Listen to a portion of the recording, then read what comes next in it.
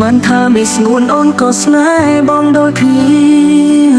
តែផ្ទុយស្រឡះតាមពិតទៅគឺអូនទុកបងគ្រាន់តែជាមិត្តធម្មតាមិនមែនទុកជាស្នេហានោះឡើយ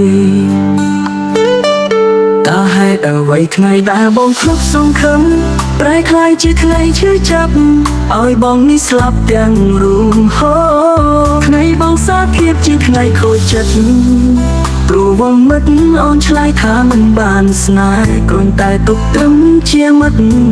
ហូរថ្ងៃបងសារភាពជាថ្ងៃខូចចិត្ត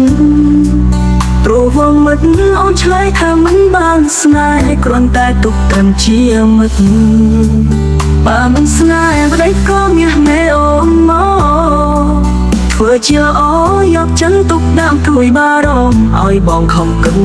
ថាអូនក៏ស្នេហ៍បងដែរ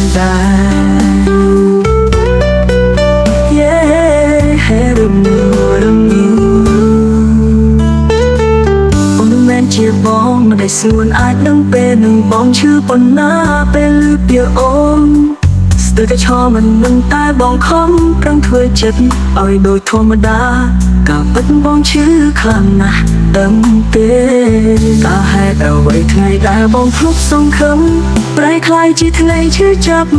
ឲ្យបងនេះស្លាប់ទាំងរួមហូរថ្ងៃបងសាភាពជាថ្ងៃខូចចិត្ត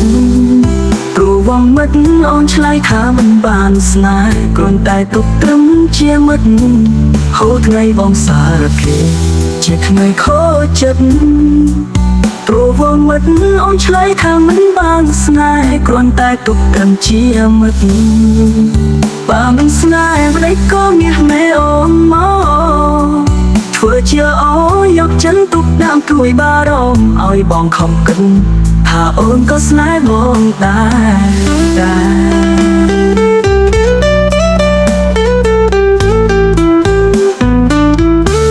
ថ្ងៃបងសាភាពជាថ្ងៃខូចចិត្ត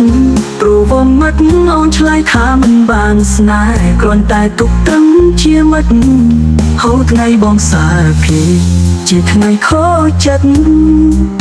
ព្រោះវងមិត្តអូនឆ្លើយថាមិនបានស្នេហ៍គ្រាន់តែទុកត្រឹមជាមិត្តបើមិនស្នេហ៍ប្តីក៏មាសមេអូនមកធ្វើជាអូយកចិនទុកដាក់ទួយបារម្ភឲ្យបងខំគិតថាអូនក៏ស្នេហ៍បងដែរ